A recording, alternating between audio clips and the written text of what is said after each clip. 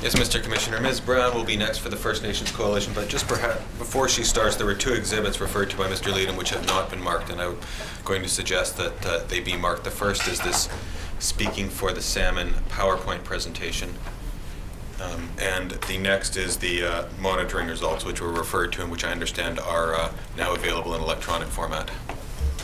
Speaking for the Salmon will be marked as 1054. And the second document, 1055. Thank you, Mr. Commissioner. For the record, Anya Brown, and with me is Crystal Reeves.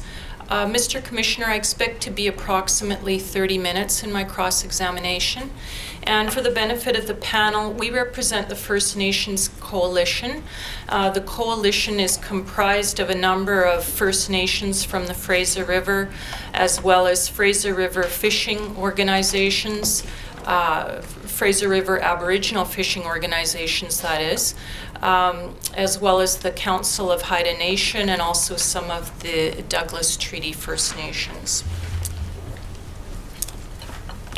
Now, last week, this commission heard evidence from Dr. Robbie McDonald about the 2005 wind down of the toxic chemicals research program at DFO.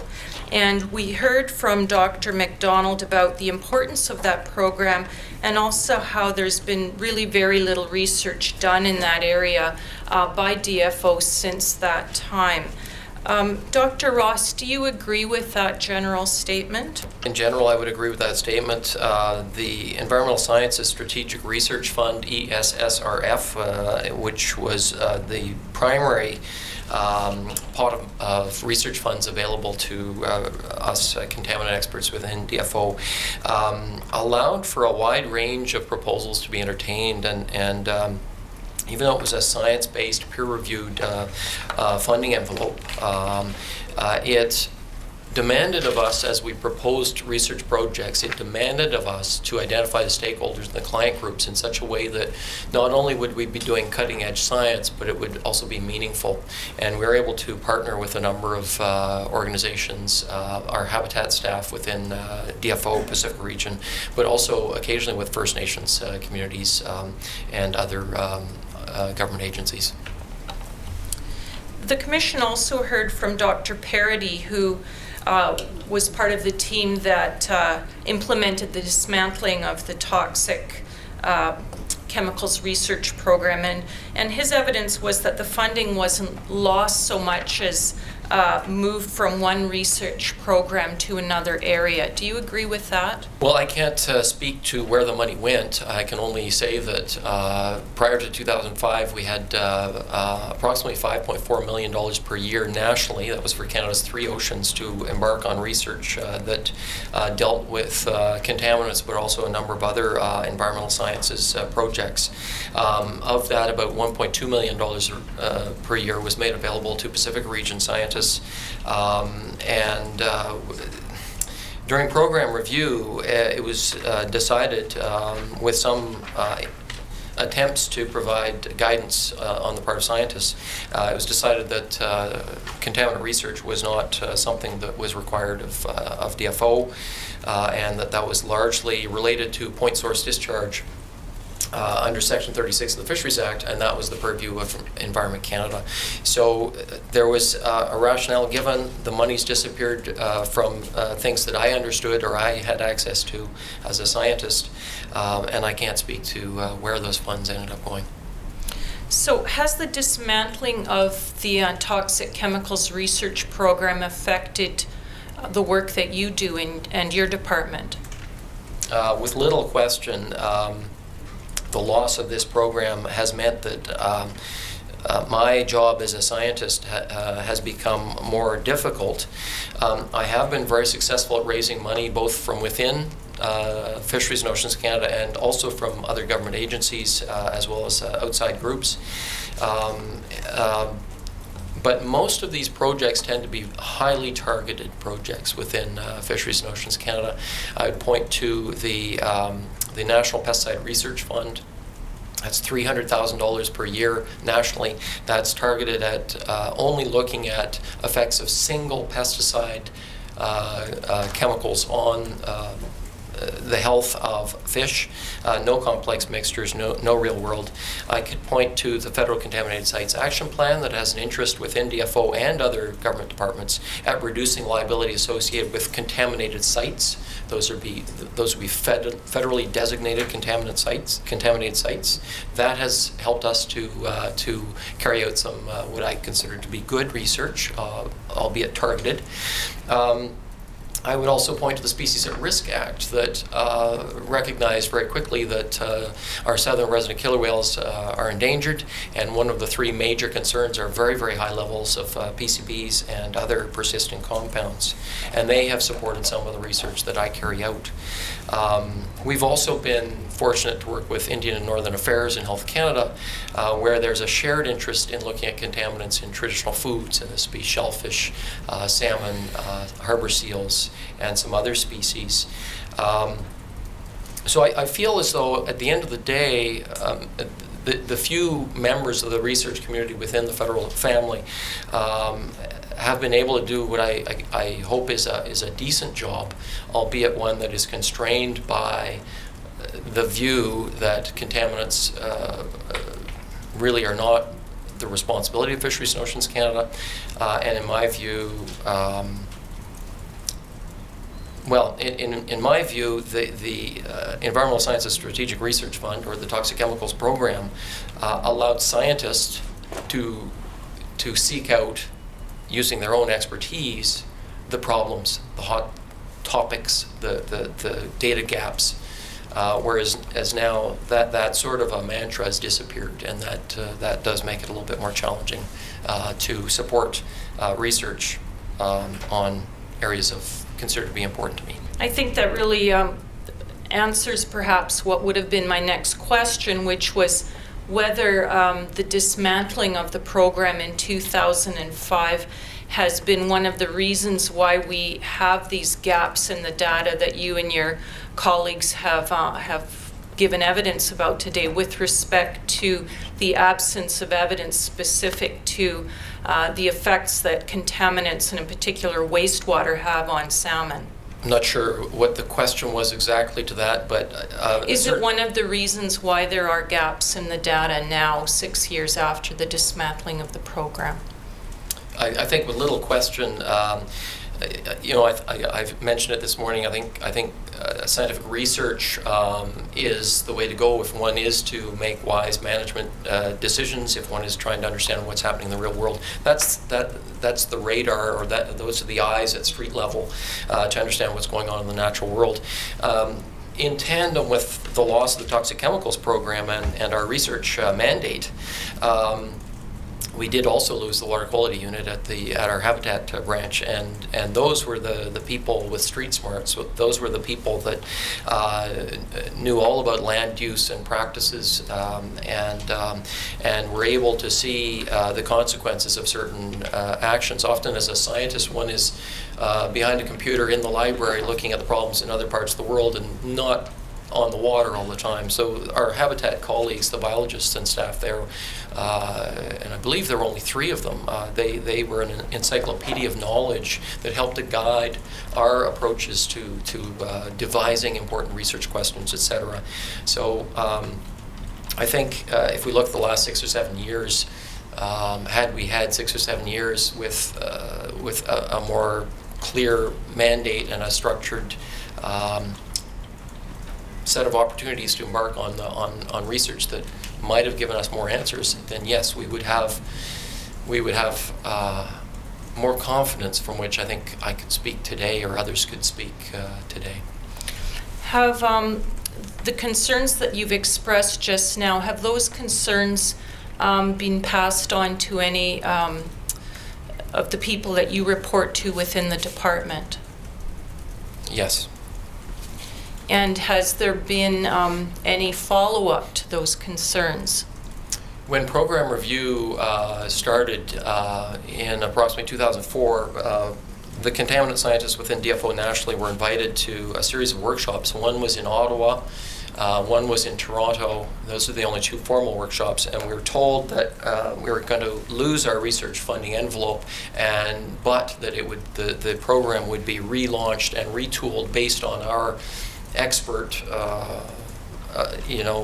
opinions and a new framework, and that the focus under program review would become the biological effects of contaminants rather than simply contaminants, which could be simply measuring chemicals in a fish or something. Would be more likely to be the purview of Environment Canada or Health Canada if it were health risk. So there were formal workshops in which we were asked for our advice, and we wrote a series of white papers. Two of those white papers have appeared in the scientific literature, led by Rob MacDonald with a number of co-authors. I wrote a white paper on priorities for research for fish and marine mammal health, and that became a DFO technical report. Those were the three white papers that came out of that. In consequence, there were some deliberations, and we never heard back from national headquarters on our recommendations for a revitalized toxic chemical program that would focus on biological effects associated with contaminants. My next question is both for Dr. Ross and for you, Mr. Van Agelen, and it's in relation to the questions that you responded to, Mr. Ross, to Mr. Leedham before the break, in relation to the disconnect or lack of communication between DFO and Environment Canada. And I'll start with you, Dr. Ross, if you have any recommendations as to how that could be improved. Well, I think there are a number of jurisdictional things here that have to do with policies and laws that I may or may not be privy to. I'm a scientist, and I think in the past within DFO we've had a core group of 4 research scientists and numerous support staff, as well as collaborations with graduate students, colleagues at Environment Canada universities, and we have a pretty decent understanding of what we feel to be the mission of the Department of Fisheries and Oceans. As just mentioned, we did have a very good collaborative approach to discussions at formal and working levels with our habitat staff, and our habitat staff had, as I understand it, very good connections with their counterparts at Environment Canada, such that I think that the issues related to Section 36 were probably decided upon in close consultation. So at the habitat stewardship, conservation protection level, that would be more the habitat branch. Obviously, discussions there would be is something that would be useful, but outside my purview. My impression, and I'd have to defer to my colleague, Mr. Van Agelen here, my impression is that when we were decoupled from our contaminant research mandate, it was because Environment Canada was to do this or pick up the slack. And my understanding was that that has not taken place. But there was a debate within this program review as to what exactly Section 36 meant. Section 36 to me means end of pipe discharge and the release of a point source deleterious substance into fish habitat. What I study are fish that contain hundreds of chemicals from countless point sources throughout their life history, or killer whales or harbor seals that also encounter countless sources related to non-point source or multiple point sources. So I think there's a very big difference between looking at Section 36 under the guise of the end of pipe versus what a sockeye salmon or a killer whale or a Dungeness crab are exposed to. So when we're looking at research, we typically want to look at what are the implications for the population. So we're going to be a little bit more removed from the end of pipe, whereas the monitoring and regulatory and enforcement aspects will be dealing more with end of pipe. So there are a couple of issues that are important there, and I think dialogue both at a scientific working level as well as the habitat conservation protection level is going to be important, as well as clarification, as has been outlined, I think, fairly robustly in the Auditor General's report in 2009. Is there clarity is needed for scientists within both Department of Fisheries and Oceans and Environment Canada to enable us to do our jobs. Do you have anything to add, Mr. Van Aglen? Not really. I think Peter has summed it up very, very nicely, and just that, yeah, that the distinction is largely end of pipe is kind of the what I'm involved with and looking at, and again, as Peter, Dr. Ross mentioned, looking at receiving water effects on those associated animals.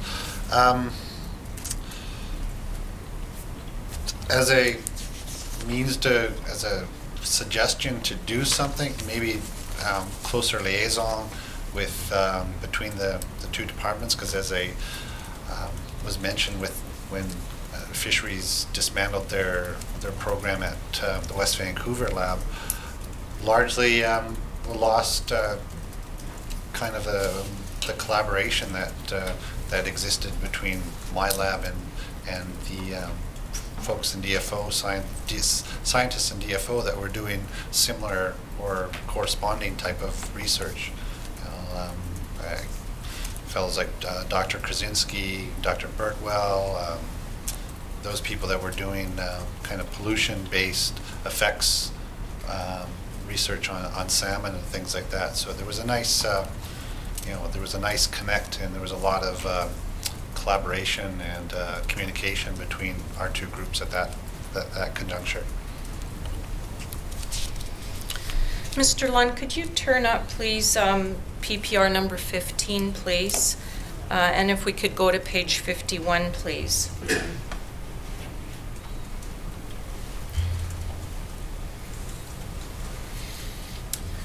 This is a section of the PPR that looks at water quality guidelines and objectives. And paragraph 136 talks about the compendium of working water quality guidelines for British Columbia. It indicates there that the guidelines take into account site characteristics that may influence the toxic action of substances of concern. It goes on to say that the 2006 compendium are working guidelines, that they provide benchmarks for substances that haven't yet been fully assessed and formally approved by the province. And they go on to say that they reflect guidelines from various other Canadian and North American agencies. So the question is, in the course of the work that you do, and this is really directed at all three of you, how would information that you develop in the course of the scientific studies that you do, either through Environment Canada or through DFO, or through the work that you do, Dr. Ashley, how does that kind of new scientific information make its way into guidelines that are in the process of being developed? If I could start with you, Mr. Van Aglen. With respect to guidelines, if there is a specific chemical or parameter that CCME has identified and Environment Canada has representation on that, they would come or approach my lab to see if we could perform some of the toxicological analysis required to fulfill the obligations of determining a water quality criteria value for that specific chemical. So there are provisions in there. So CCME guidelines, they have a very it's a very prescribed method of how a guideline is derived. So representative species from different trophic levels, water quality conditions, and things like that. So that's principally it's a, use the term, a cookie cutter approach to determine the water quality effects of a given chemical. Do you have anything to add to that, Dr. Ross? Well, we've embarked on some discussions with CCME and as well as the BC Ministry of Environment to discuss the notion of guidelines. I should point out that guidelines are really designed to either clean up a contaminated site or to address a nearby contaminant source that might be continuing to release contaminants into a waterway. So they're really designed not necessarily to protect the environment, but they're designed to reduce the harm or stop something from adding to what might be going on in the environment. So it's after the release of a chemical that guidelines come into play. I'd like to build on what Mr. Van Agelen had pointed out, and that is that CCME guidelines often deal with single chemicals. They want causal certainty, and that means that the kind of evidence that they use to derive guidelines is based on laboratory experiments with single chemicals that have, from my perspective, very little to do with the real world, and that is they will not look at complex mixtures. They want a guideline for copper, a guideline for naphthalene, a guideline for 2378 TCDD. So I work as an ecotoxicologist. I know full well the challenges of trying to sift through the complex mixtures that we're faced in the real world. But that is the reality of the real world. We have to do a better job of looking at complex mixtures and characterizing the risks posed by complex mixtures. Otherwise, we're not dealing with the real world. The second major concern with CCME requirements for guideline development relate to the fact that they will only consider three main endpoints in terms of toxicity. That's effects on growth, reproduction, and mortality. With the greatest respect of Mr. Van Agelen's program, toxicogenomics would not really be considered a candidate field for incorporation into CCME guideline development. And we argue this point with CCME and some of the people that use CCME guidelines, because we feel that sublethal endpoints are important, because sometimes, you know, as we get away from the era of big fish kills, we're getting into an era where the expression of certain genes or the cellular alteration of metabolism might have profound consequences for a migrating salmon that's got to head out thousands of kilometers, come back, and as Dr. Ashley noted, they have to smell their stream, that olfactory stream bouquet. They have to find that stream through a rather messy river. So we do have some concerns about the stringent nature of the requirements for CCME guideline development. And as a consequence, it means that a lot of chemicals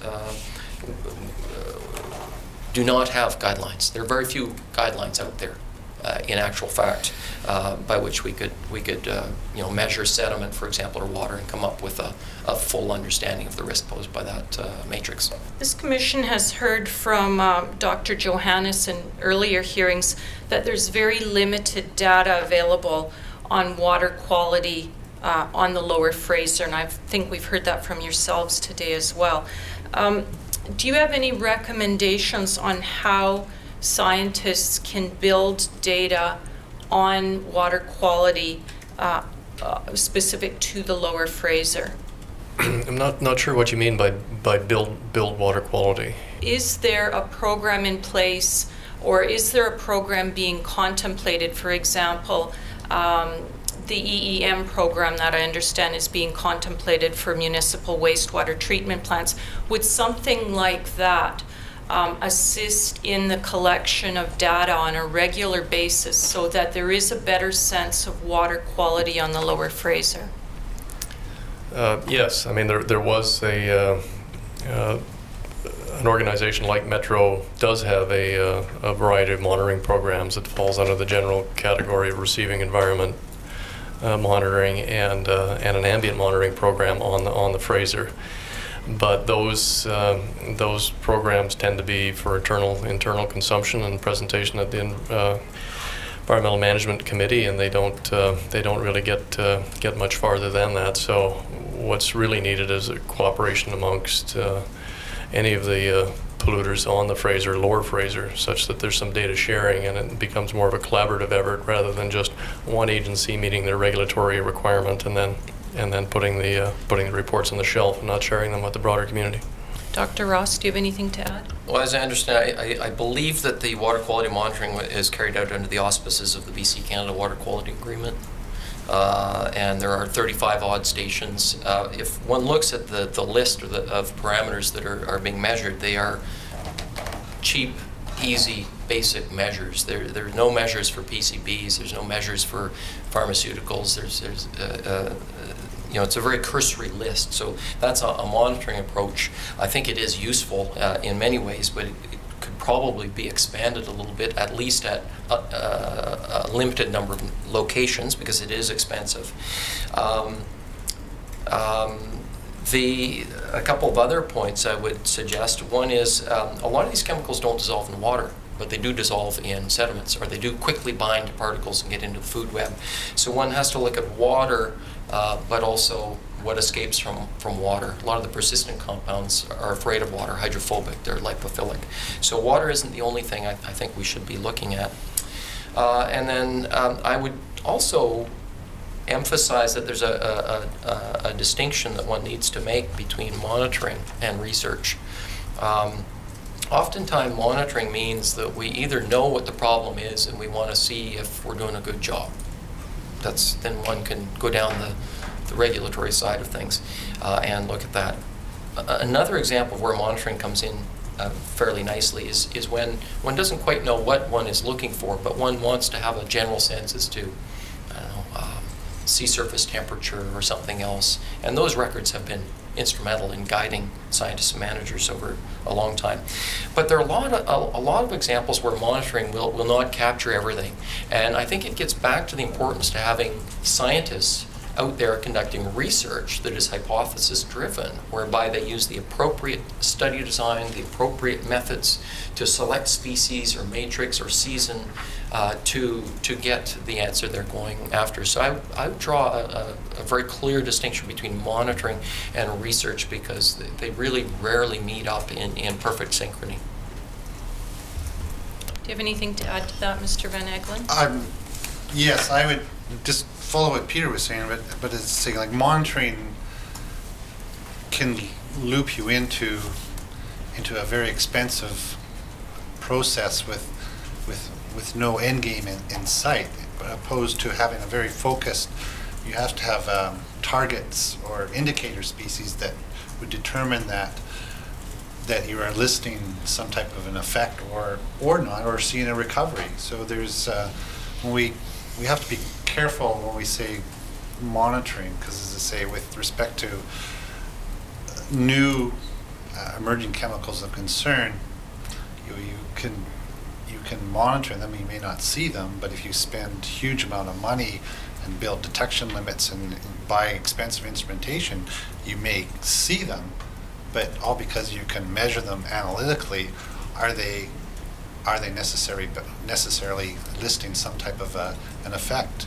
So it's a fine balance, but I would caution on the side of monitoring, but hypothesis driven with something that will, at the end of the day, you can have a marker or some type of a surrogate that says that, yeah, things are getting better, that either some benthic sediment critter that we could use as a indicator, or a free-swimming aquatic organism or something that would be a yardstick of measure, not monitoring for the sake of just taking water samples and getting reams and reams and reams of numbers that people can not really make any judgment on the impact.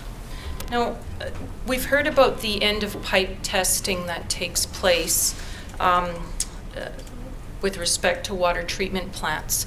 And is there also testing that's possible or that takes place perhaps the 1 or the 2 or the 3 kilometers away from the end of that pipe? I'm not clear on whether that's being done or whether it's even feasible at this point. It's feasible. It's not being done by anyone I know of within Environment Canada with respect to in situ toxicity testing. And is that the type of testing that you were speaking about earlier, where if testing was done of actual water samples that you would need to get into toxicogenomic analyses to determine whether there was any cumulative effect of the various chemicals that are identified? Yeah, when I was speaking earlier, it was laboratory-based studies, but that would be subject to modeled or predicted concentrations in the receiving environment. But as I say, the lab does not mimic the real world. The lab gives you controlled testing conditions to look at specific parameters within that. So it's a good indicator. But as I say, I think Dr. Ross could most probably expand upon that, you know, until you're looking at the effects mediated or demonstrated on critters in the receiving environment, then that it's you know, that's the real test. But as I say, yes, there's ability to take tests in the lab to help predict or determine if a effluent quality is changing or not. Dr. Ross, do you have anything to add? It would largely, I think, just build on what we've been discussing, and that is that if one is to be precautionary, one would expand rather than constrain the list of research and or monitoring approaches to looking at the receiving environment. I would suggest there are a number of creative designs, and it would expand far beyond my realm, but we are at present working on modeling priority chemicals of concern in the Strait of Georgia food web. We are validating that empirically with certain chemicals, PCBs, PBDs. There has been evidence in the past of English sole in Vancouver Harbour having liver tumors and skin diseases, as has been observed in other urbanized areas like Seattle. There was a study in the late 1990s by Joanna Wilson that showed downstream of Prince George that 1.5-year-old juvenile Chinook salmon out-migrating had increased what we call biomarker responses. These would be enzymes that are induced by exposure to effluents. The authors were unclear as to whether that was related to municipal wastewaters or pulp mill-derived compounds. Surrogate species have been used, in situ studies, caged studies. There are lots of different models or strategies that research scientists could employ to complement the routine sort of monitoring and or toxicity testing that might be carried out under the auspices of a localized discharge permit. I think a lot of our evidence comes from the past. But if we were looking ahead, either in the freshwater reaches of the Fraser or down into the estuarine or the marine environment, there's certainly more that we could do to get a better handle on the nature of contaminant risks in the Fraser River system. You just mentioned... Ms. Brown, how much longer are you going to be? I have about 2 questions left. Because I have a couple of questions I'd like to ask, so if you could move I'll be along, very I'd appreciate quick. it. I'll Thank wrap you. it up. Thank you, Mr. Commissioner. Dr. Ross, you just mentioned a study that looks at Dover sole, and I'm wondering why we often hear about studies that are in relation to sole rather than salmon. Is it because sole is considered a resident species as opposed to a migratory species? Yes, pretty much. And in harbor areas, they're exposed to hydrocarbons, metals, PCBs, dioxins, furans. That's where we tend to find the greatest evidence of adverse effects.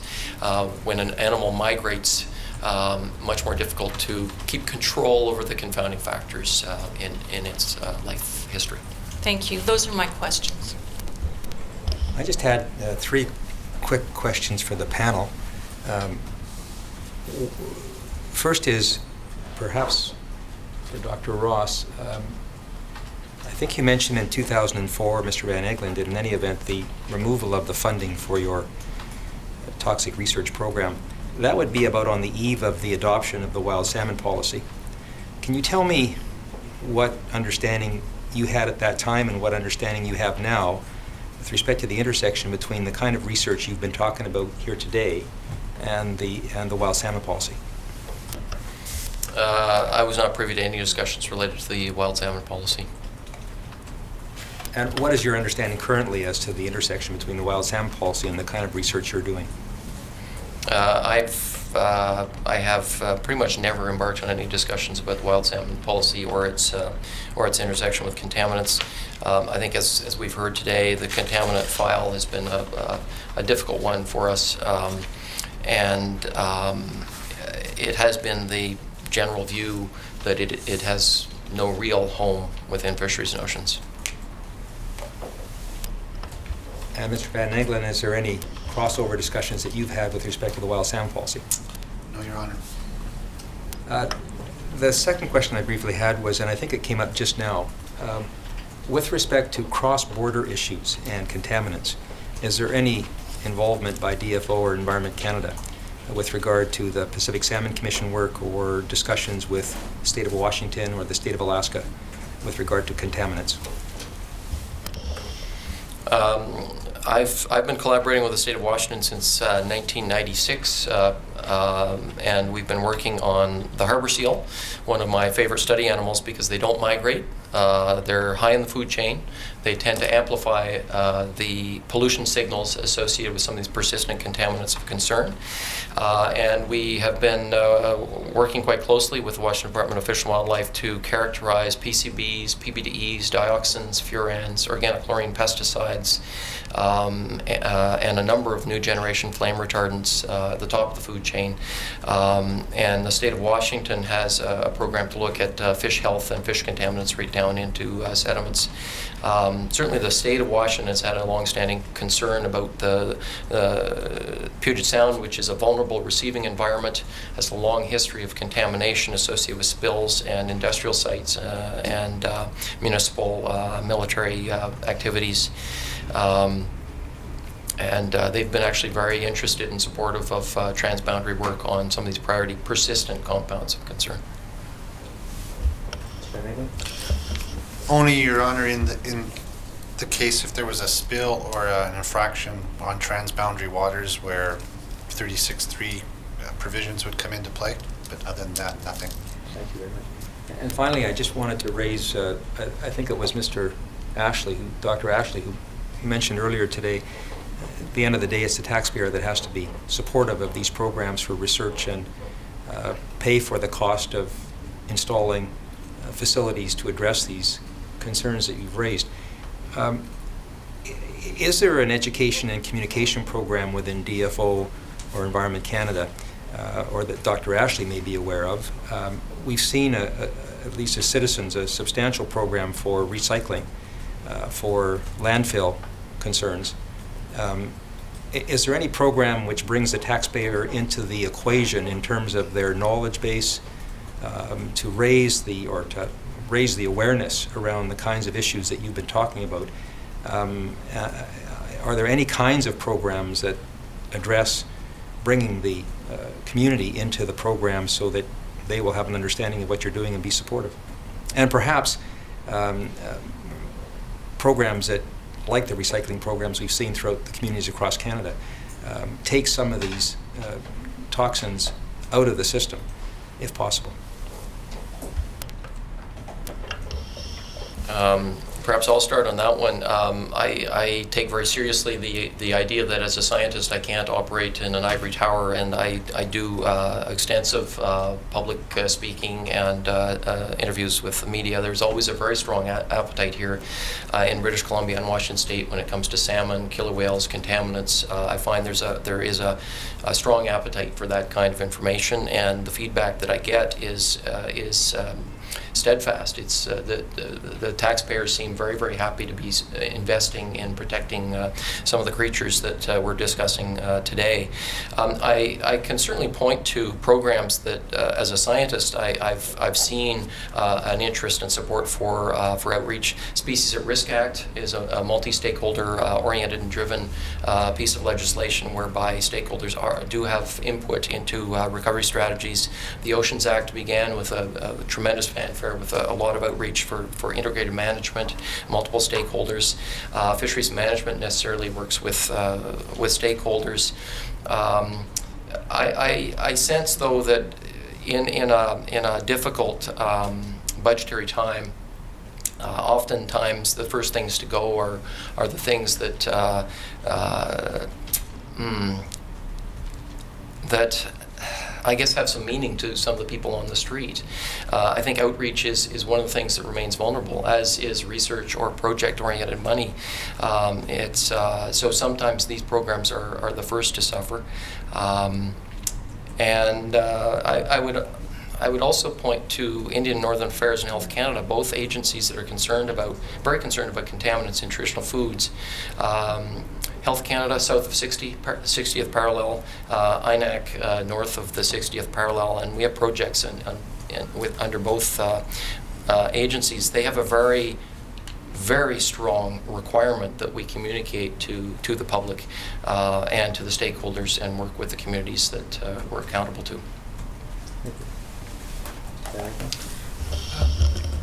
Certainly within Environment Canada, there's an outreach group that's that promotes things, but one of the things I think through the province is that the one aspect is the returning of unused pharmaceuticals back to pharmacists and not to, I think, every now and then you see a campaign to say not dumping your drugs down, your unused drugs or spent drugs down your toilet. But as I say, I think that whatever level of government, an investiture in that type of advertising or awareness campaign would certainly pay off dividends in making the average citizen more aware of certain issues. But certainly at our science center we encourage, are always kind of a bit of a showcase for visiting scientists and other delegates to come by. But with respect to the person on the street, it's not too much I can say about that demonstrates what we do. Thank you.